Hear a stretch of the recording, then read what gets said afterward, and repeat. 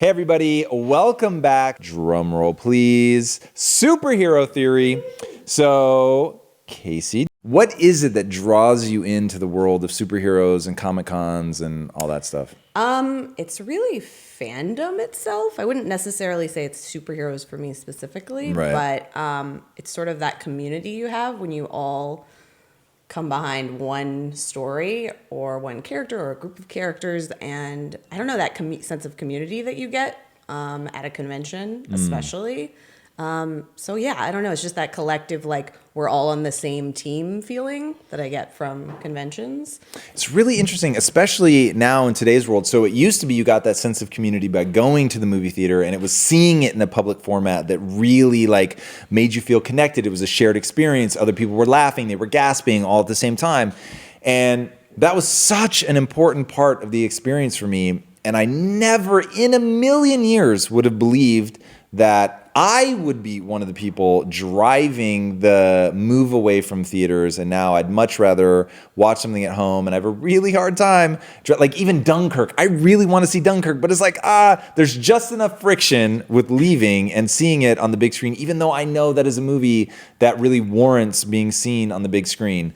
So, man, nobody is more surprised than me. So it's really interesting. I've never put that together, that it is fandom in and of itself. And when I think about one of the things that we're trying to harness, and one of the reasons that I keep, so we talk internally a lot about being con friendly, right? So the new show that we're doing needs to be con friendly. It's not all around superheroes, to your point, but it needs to be con friendly. And I think you may have put your finger on what it is about that I like. There's this nerd culture really has just gravitated towards the group coming together as a collective, celebrating that attachment to something, to an ethos, to a storyline, to a character, that I find really, really fascinating. But what's interesting is not all of it is around my fetish, which is empowerment. Mm-hmm. So what do you think makes for something that's really popular in that world? Why, like Twin Peaks, that makes sense at Comic-Con, but like Friends wouldn't. Right. So what is that sort of ineffable quality that makes it con friendly?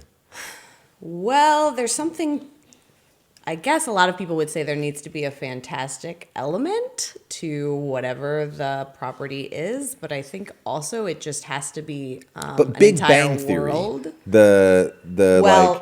that's a special sitcom case, I think, because the show itself is about people who are fans of nerd culture. All right, fair enough. So it's kind of a special case. Right. Ordinarily, I don't think a sitcom would ever be at Comic-Con, but they talk about going to Comic-Con, so I think it gets a pass. Right.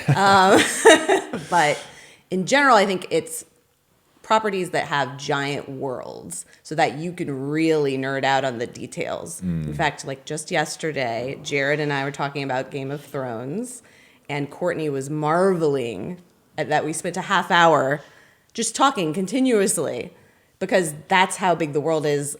If you're a fan and you find another fan, you can just go on and on Right. and talk forever. And that's a big thing for me about going to con, is I always feel like, oh, almost like this is home. And like everyone there is just so happy to be there. Even if you're fans of different worlds, you sort of have that same, I don't know, kinship. Thanks. Nice. Exactly. Yeah. Thanks, Cindy. So yeah. All right, that makes a Yeah. lot of sense. All right, so you were saying. Okay, so we'll start with Superman. Let's do it. What I always liked most about Superman was actually Clark Kent, which is why I wore this outfit. And By the way, world's worst disguise for Clark Kent. I'm fairly But wait, obvious. I have my glasses But on. What do you Is this mean? really that good of a disguise to begin with? No, let's be honest. Come on, Lois, get it together.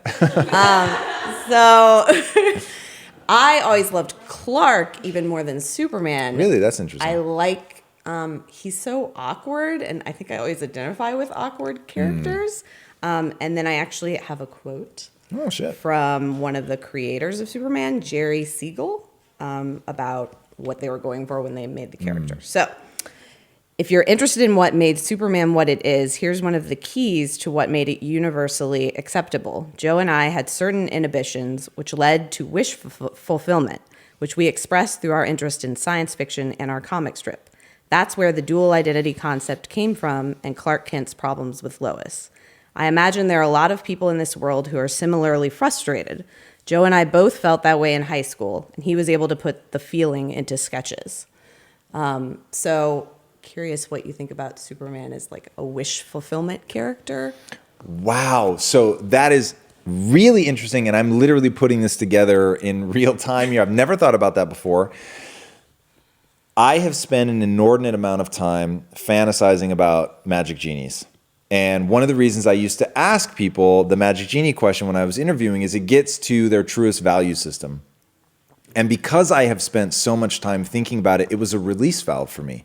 So the fact that I would never have superpowers, like in that sort of grandiose way, spending as much time as I have spent thinking about a magic genie, like some little part of me, it made it real, right? And I've talked a lot about the pacifying effect of fantasizing about having already accomplished your dreams and how it can actually spill over into the dangerous realm.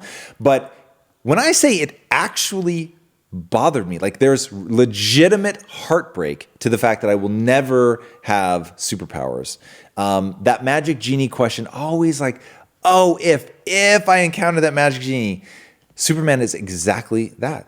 Like there's this sense of like fantasizing about being all powerful, invincible, like the intoxication of invincibility, to never have, like as somebody who's had anxiety, the idea of being invincible, like nothing can hurt you, is really incredible, which is probably also why I think that the storylines that are intriguing in Superman all come down to robbing him of the wish fulfillment and putting him in an area where now he's impoverished again. Relationships, emotion, loss of family, being alone, isolation. Like I think there are unbelievable low budget stories to tell about Superman where all the superhero stuff falls to the background and his like power becomes the thing that isolates him. And getting to like, it's kind of like Jim Carrey's quote, I wish everyone could get rich and famous so that you would see that that's not the answer, right? Like spending so much time fantasizing about Superman, but then colliding with the realities of it wouldn't change anything. Like all the doubts and insecurities that you have about your worthiness and all of that, like they would still be there because it's like this universal human trait about having a brain that's made up of a lizard brain, a mammalian brain, and a neocortex. Like it is the truth, the fragility of our worthiness, which comes and goes, you know. So like Superman, people not wanting him to be there or not thinking he's doing enough, or, you know, all of those, like Jesus, like, is it ever enough? Or not being able to get Lois Lane and knowing that when he's Clark Kent, she won't look at him twice, but when he's Superman and feels distant, anyway, I could really go off on that, which I did not see coming. And in fact, the things, because I also have Superman on my list, but it's I think going to be very different than the things you have on your list. Would you like to? Well, please go. Like you're really stirring things up for me here. Well, do you think we all have that Superman lurking within us then? Can we, like, if we're all Clark Kent initially, or if we feel like we're Clark Kent, can we release that Superman identity? And should we be doing that? Well, I'll answer the words you're asking, and then I'll answer what you're actually getting at. And the answer to the words is no. I don't think hiding in all of us is a Superman. I don't think hiding in all of us is anything. So I think it's really about development rather than discovery. So you have to turn in and develop something. Now, on a long enough timeline, I think people can develop, obviously not those exact superpowers, but you can get to the point where you've accumulated so much knowledge and ability that you can rise above other people and do things that do appear sort of superhuman in a realistic way. And so understanding that difference and understanding the heartbreak of looking at humanity, looking at all the people that you love, and knowing that most of them will never even try to manifest their potential, right? And in this group, it's very easy to lose sight of. Most people aren't like that. Like most of the people, and this is why we get asked this question all the time, what do you do when you love somebody that has a fixed mindset? Because they're never going to go about and express that potential. So I can't believe we're already at the halfway point. So I'll leave it at that. I thought 30 minutes would be tough to fill, and now I'm realizing, Jesus. I have 6 heroes to get through. Yeah. So, moving on. Which is very interesting, and I really want feedback on this segment. And look, whatever our next segment is, maybe we can push it a little bit. I'd like to spend a little more time on this because. So here's my thesis, and one thing that I'm really curious, and I need your how many people are in the feed right now? 110. Jesus. Guys, you can be so useful to us right now. I really want to know. So one, we wouldn't do it on this set because this moment feels very incongruous for me when I'm used to being in such a different mindset on this particular set. But we're building out the new set, and this was the moment that Lisa and I were thinking about when we were building out the new set in our minds. Was literally you in cosplay, me like going into like some deeper shit. And you're blowing me away right now with your insights and questions, which is really cool. And I want to know, like, if this stuff is meaningful to you. This is really meaningful to me. And searching through, like, why these kinds of, and it's not always going to be superheroes, but why fandom characters do create community, why we become so obsessed with their worlds, why I find it more accessible to talk about leadership in the realm of Game of Thrones than I have no interest in writing a blog article about the 3 styles of leadership until you let me talk about the Game of Thrones. Then I'm fucking intrigued, especially if I can use the imagery and clips. So I really want to know. Obviously, sit back, listen to the rest of this, but I want to know if this resonates with you or not, or if we need to rethink this. This is better for me than I thought it would be. So keep going. Okay. Second hero. Well, so you're done I'm with done Superman? with my Superman Okay, question, so let me go into Superman just so we're not bouncing back and forth. So it's really interesting to contrast this. So Superman, to me, was always my guilty superhero. Was the one that never felt like it was okay to admit that I liked him because he's given everything. And he didn't have to work for it. And it's anathema to my entire belief system that you're not born, you create yourself. But he's born. Mm-hmm. He's given all of this stuff by the yellow sun. And then I remember in my time of crisis, because I couldn't shake him. I couldn't stop thinking about him. I couldn't stop being inspired by that wish fulfillment, which I had never put my finger on. But the thing that finally clicked into place when, back in whatever it was, 2007, that I had sort of my emotional crisis and realized I'm chasing money and what is this and I don't feel alive and my life literally feels, as cliche as it feels, empty and meaningless and totally devoid of purpose. So why is Superman? It keeps coming to my mind, and I realized that it was about the yellow sun. And while Superman is not the thing that I turn to be inspired by strength, Superman is the thing that I turn to remember that each of us becomes superhuman when we find our yellow sun. So when you take Superman out of the yellow sun, he's just a normal person. He doesn't have superpowers. And the allegory in that is that the yellow sun is passion. And for me, when I can tap into passion, like you've seen me do it, right? I'll click over into something, and then I feel capable of rallying people, getting people excited to believe in the vision. But if I can't click over into that, I don't have the energy. The ideas aren't coming as fast. My brain isn't firing as fast. I'm not making these unique creative connections. But when I click over into passion, everything is different. And I really do feel capable of the extraordinary. And so that became this defining moment for me as I realized I was no longer going to chase money, that I just couldn't do it, that I'd moved away from my yellow sun. I'd spent so much time thinking about Batman, right? My life was reversed. I was spending 80% of the time in the darkness thinking that it was good, not realizing just how corrosive it was becoming. And then I flipped it, and it became about being in that yellow sun and finding my passion and having a mission and being awash in that thing that makes me special, that makes any of us special. And because that was so utterly profound and literally has become like that thing that sits at the center of me, like, with Iron Man, where he's got that energy thing generating right at the center of his chest, that was like the analogy is Superman and the yellow sun. So that's really the driver for me. That we all have kryptonite that makes us weak. Like, what is that thing that's that makes you feel badly about yourself? Or I hate the word trigger because that's really taken on some weird connotations. But what's something that puts you in a dark place, right? And it could be something as simple as seasonal affectation disorder, or it could be your mom, right? Like just some weird thing that draws you into a dark place, a memory, an abuse in childhood, like whatever that thing is.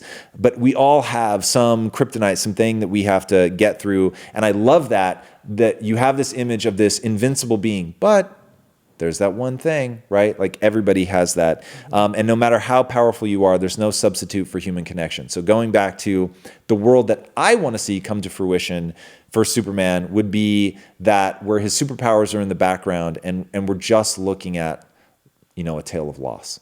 We're looking at like what does a relationship look like for somebody that has accepted that kind of responsibility, right? What does that all look like?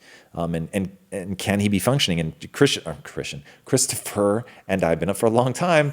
Christopher and I were talking about Superman 2, which is it's my favorite Superman movie. It's his favorite superhero movie where Superman loses his powers. That's when it got interesting for me, because now you get into the vulnerability and what does it mean to lose something, to lose your identity, to give up your identity, right? Because he gives it up. All right, so I'm surprised at how much I could go on about Superman. But yeah, all right. Who's next for you? Next is your shirt, Batman. Nice. You already started touching on what I wanted to ask you about, so I think Batman's most recognizable characteristic is the darkness. So really, and it's just it's such a key element to his character in the fact that he's sort of regarded as a vigilante by a lot of people. His costume itself is very menacing on purpose as the Bat. Yeah. He does his deeds in the dark, and he's driven by something very dark, the death of his parents, which could be seen as sort of just a vengeance tale versus what you would think a hero should be doing.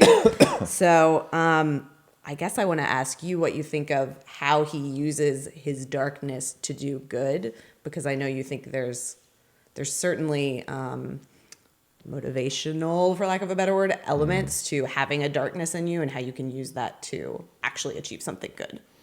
So the Frank Miller version of The Dark Knight Returns, where we see a haggard Batman, an aged Batman who's given everything up in that pursuit, to me is really the ultimate vision of where this leads. I have the chills. He's done incredible things, but he's given his life. He's still breathing, but he's really given his life. And I think that's the truth of the dark side. It allows you, and the dark side is real, okay? That is, and I think everybody intuitively knows that, but there's so much association to Star Wars that I think people get lost in fantasy and mythology when they hear that. But within all of us is a reaction to it's a reaction of anger. It's a reaction of hate. We're all capable of rage. We all know that intuitively. So when we're talking about the darkness, that's what we're talking about. It is a very compelling force and allows you to do things physically that otherwise you wouldn't be capable of. So having that be the core of Batman, I think, is really, really fascinating. But Frank Miller's take of the corrosive nature of that is so important for people to understand, because it is powerful, because there can be an addictive quality to spending your time there, and the certainty of being outraged and being full of hate and the clarity that brings, that people can end up spending too much of their time there. And in that telling of Batman, where it really robs him of a chance to have a joyful life, I think that's important. And it's important to see both of those sides in Batman. Just he's aspirational, right? We all want to be that badass. I remember reading about, I was talking to my business partner about this, and I actually can't even remember if I read it or if he just retold it so well, but that he reads lips in Russian, right? That's Batman. So he sees this Russian guy and he's talking, and so not only does he know how to read lips, but he knows how to speak Russian. And that was sort of that moment that really epitomized how hard Batman is trained, how many skills Batman has acquired, and doing all of that to serve something bigger than yourself. but he has that one fatal flaw, which is that he can't stop living in the darkness. That is super intriguing to me. So speaking about all of those skills, Batman has no superpowers inherently. He developed everything through strict training. He really, really taught himself how to be a superhero. And then additionally, he was wealthy. Bruce Wayne was wealthy, so he could use his money to develop the Batmobile and all those, weaponry and everything. So what do you think about superheroes that don't have those inherent superpowers as like Superman as compared to someone like Batman? I think that's the reason a lot of people love Batman, because he's just a man who developed those skills. Yeah, honestly, like I will be a little surprised. It's very possible that somebody could pitch a really compelling idea that we just have to develop where it's true superpowers. But I find myself infinitely more drawn to people that don't have superpowers. So in the real comic book world, Daredevil has superpowers. He gets toxic waste in his eye, and it's a time where it's sort of the radioactive thing. And when I read it, I set that aside, and I just say, this is a guy who's developed his hearing to the point where it feels like vision, and he's learned to do echolocation, because there are really people that can do that. Have you ever seen that blind kid that can rollerblade? No. It's unbelievable. And they have him rollerblading down the street, and he's clicking. He's like curb, garbage can. Literally, right as he comes to a garbage can, click, car, garbage can, space. It's so unreal, and he's just doing it, clicking. But he's gotten so good at reading the echolocation. So humans are really capable of just absolutely extraordinary things. And so having somebody who does super heroic stuff, and I'm willing to suspend disbelief and, accept that, like, look, the dude would have punctured his lung and be bleeding to death on the street right now, in truth. But I would rather that. I would rather it be painted as this is somebody who, through extraordinary effort, has developed extraordinary skills. And Daredevil is actually one of my favorite characters because of that. Like, if you will allow me to sort of step outside of canon for a second and say that it's something that he's developed, just super, super powerful. So those are the kinds of, when I think about us getting into superheroes, I see it going that way. And one of the superheroes I want to do, I was telling you guys, is based on a real story of this guy that slit his daughter's throat, and like all three of his children, I think there were 3 girls, if I'm not mistaken, slits all of their throats and dumps their bodies in the ditch, but she didn't die, for real. And like, what does that person look like as a superhero, right? What do they look like when, instead of being broken by that event, which is exactly what happens to most people, decides that she's going to come back and protect people that aren't able to protect themselves, and what does that look like, and what does she have to put herself through, and how does she deal with the trauma? Like, there's just really something there, but not making her a superhero, but making her capable of superheroics. So dare I say, those are the sort of superhero tales we want to tell. No question. On Impact Theory. No question. Impact Theory Comics. Yeah, literally. I mean, that's exactly it. And, I think there are other things that we'll want to do as well that aren't necessarily even around the ethos of being a superhero. And I would love to bring a more manga style, not artistically, but a more like everyday exploration, because it's the serialization that I really like. All right, I can tell we're going to go on forever.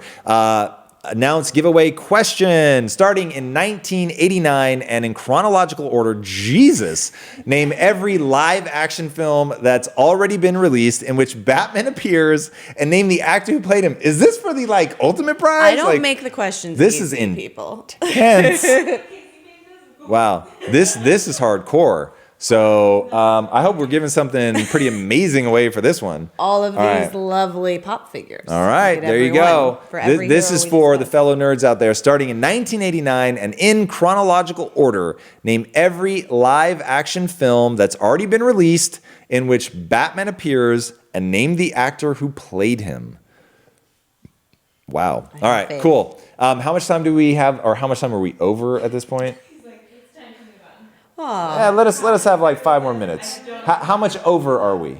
Just 1 minute. Give us 5 more minutes. Well, you're going to talk about please. Batman now? No. Okay. So, do you want to select? Because I was going to go to Wonder Woman next. Okay, let's do Wonder Woman. Okay. Because we haven't done female yet. Great. So, Wonder Woman. So looking up some of the history of Wonder Woman, I read that the creator, his name's William Moulton Marston, she first appeared in 1941. He said he created her as a reaction to the hypermasculine violence of other comic book heroes. And she, alternatively, would be a hero that values love and peace, but would be just as strong and powerful as the male heroes. So I'm curious then, sort of, if Wonder Woman is an example of a different type of hero, if we translate that into a leader, how can a leader express strength and power positively and lead by that example?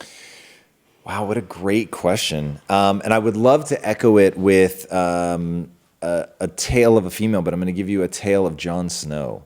And so talked about this earlier in the one of the other Impact Entertainment segments that we did, talking about the 3 styles of leadership and the remaining characters of Game of Thrones. And this is very much a spoiler alert, so stop watching if you're not caught up on Game of Thrones. I'm not going to get specific, not intentionally, but I just always so worry about revealing something. Jon Snow, to me, is the leader I aspire to be. So if you think about the 3 leadership styles right now, you have Cersei, you have Daenerys, and you have Jon Snow. Cersei, they're literally a spectrum. So you have Cersei over here. She's evil, rules by fear, is not hesitant to kill a whole lot of people, and maintains her power by being effective. And I think that's important for people to understand. Like there's economic prosperity in her kingdom. That's just true. Now, whether that economic prosperity is simply because everyone is too afraid to oppose her, doesn't matter. There's economic prosperity. So between being afraid of her and the economic prosperity, nobody's pushing back, but everybody wants her to fail. Not realizing, of course, that her death would create a power vacuum, and then what happens in that power vacuum, and we see that when despots are removed from power all the time, you think you're better off without them, but because they usually get replaced by another asshole, it's like, it's a really gnarly situation to be in. And reading Revolution for Dummies by Bassem Youssef was a real eye-opener for me. So then in the middle, you've got Daenerys, and Daenerys is very benevolent. She's a benevolent dictator. She wants good things. She wants to free people, considers herself the breaker of chains. But at the same time, she's got 3 fucking dragons behind her and tells you have to bend a knee. There's no ifs, ands, or buts. You're either going to be exiled or killed. So there is fear. Now, people do love her, but they also fear her. And then the 3rd style is Jon Snow. And Jon is leading from the front. That's the most important thing about him. He has a sword, and he is in the mix with you, and he's never going to ask you to go first. Like, he's going to lead the charge in the Battle of the Bastards. I mean, he's literally right there with total disregard for himself, just going to, take on the whole fucking army. So that there's something so inspiring. Like, he's the only one I think that's inspiring. Daenerys maybe leaves you in awe because she's got the dragons and she frees people, but he's inspiring. You want to rush to his aid, but he's vulnerable. And he's vulnerable in times of fear and failure. So when you don't have the dragons behind you, the army that you control or whatever, and we see that, and this spoiler alert, he gets killed. And it's not until he comes back from the dead that we're able to see like what he does now and how he goes about earning loyalty. But seeing him have to go through that betrayal is really tough. But looking at him and I think the thing that I really, really respond to in him is leading from the front. And so when you think about somebody, when you bring it into a business context in the framework of Wonder Woman and leading with something other than just dominance and aggression, like what does that create? So he's an example of that. There have really been other great leaders in business that have taken let's talk about John Paul DeJoria, right, who we had on the show and who's a great example of really creating a welcoming, loving culture where people feel cared for and respected and like they're a part of it. And I think in like 35 years, they've lost less than 70 people. I mean, that is bonkers. So really speaks to the kind of culture that he's created. So I think there are paths, and it'll be really interesting to see what the next 10 and 20 years brings as we have more women that are Sheryl Sandberg leaning into it, rising to power, really beginning to redefine what women are capable of in the corporate world. I think this is going to be really, really exciting to see how many of them adopt sort of traditionally male aggressive techniques, which can work very effectively, and how many go in the complete opposite direction. I think we're going to see a lot because of social media that can really be empowered and go in the complete opposite direction.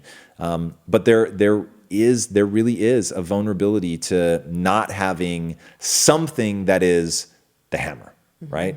So it'll be intriguing to see. Do you think part of the reason he came to that leadership style is because he's not a born leader? He never thought he would be a leader. He thought he was a bastard. He's Jon Snow. Well, what's interesting is to Dany or Cersei, who kind of always thought they deserved it or it was meant. Well, I'll say it's the reverse. He's the only born leader. So he's just trusting his gut. He's going off of instinct. The others are using tactics.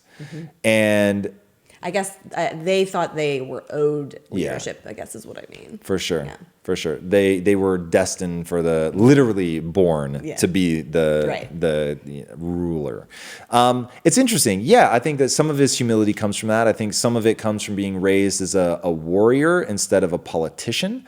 So like none of that ever would have entered into his consciousness. The things that he was raised on were to be a protector, that if you have to do something bad, that it needs to be done yourself. Like you need to be the one wielding the sword and not asking somebody else to do your dirty work. So, all of the things that were instilled in him that would lead him to always be leading from the front, honor, wanting to be proud of himself, wanting to do the right thing, really leading from gut instinct, having risen from the bottom and coming to the top. There's really two types of people that rise up to the top and say, now I get a chance to step on the people below me. And then there's the people who are like, I'm going to break the cycle and I'm not going to treat people like that. And so it's always really cool when you see someone who's truly gifted. And that's the thing about Jon Snow, is he's actually a good leader. He actually wins. Not always, but he really is a capable fighter, if nothing else, and a capable team builder. So that's what's really interesting, is the way that he uses democracy to get people behind him. And all right, we have anything else on Wonder Woman? I don't want to run out of time, and I feel like I drifted right back to male characters, and I'd love to. Well, I was just going to ask. Obviously, we all know that the latest Wonder Woman film was massively successful. And curious your thoughts on why now it took so long to get the film out there. There have been plenty of superhero female lead films that have failed prior to this, although there have been a lot of action lead female leads that have succeeded. The Alien movies, Terminator, Star Wars, all of that. So why did it take so long for a female superhero film, specifically Wonder Woman, the original, probably most popular female superhero? Well, I think some of that is just DC had a hard time with their universe and really getting it together in terms of bringing their characters successfully to screen. So, and I cannot at all speak to the internal drama that led to that. So the why now? I don't know. Right time, a lot of juice around the 75th anniversary. I think they timed it really well, and I think they just executed a great film. And I think that male, female, doesn't matter. Like, you can really root for somebody who has a core set of values that they're gonna steer by. That's it. They have a sense of right and wrong. They're fish out of water. They're having to learn and adapt. And they didn't make classic mistakes, right? She's not ever saved by a man, right? So she really kicks ass, takes names, is a super empowered character. And some of the criticism that was thrown at it, I just did not feel even one iota while I was watching the movie. She didn't seem dumb to me in the slightest. She seemed like a fish out of water. Like, you're not gonna know things when you come from an entirely, essentially different universe, right? So she was orienting herself more than I felt like she was dim-witted. She never came across as dim-witted to me at all. So walking out of the movie, I had no idea there was negative feedback. And so I was just like, oh my God, that was so fun. And Lisa was like, I loved it. Like, we were both like, that was amazing. And so then hearing that there was some backlash, I was a little bit surprised. So I'm glad that the numbers speak for themselves and that it crushed and did a really great job. I think the audience has spoken. Any other Wonder Woman thoughts before I move on? You know, I've never read any of the comic books, so I have a vague sense from like the 70s TV show, but that's really it. So unfortunately, I don't have deep insights to offer. But I think at this point we have to wrap. We're running out of time. Yeah. So We didn't all get right, to Daredevil. we didn't get to Neo. Neo was last. Yeah, so I'm really mortified, but it'll give us something to come back to. All right, so the giveaway winner is Christophe Logiste. Woo. We're going to say that's how it's pronounced. Christophe Logiste. Congratulations, man. Thank you guys for joining us for that inaugural episode of Superhero Theory. So I'm really, really eager to see what you guys have to say about that in the comments. This could be a really fun segment that we continue, not just with superheroes, but more pop culture things like what we did earlier with leadership lessons and things like that. All right. So Casey, thank you so much for coming in your outfit, which was absolutely amazing. I'm super, super appreciative. That was awesome. That was fun. So thank you very much.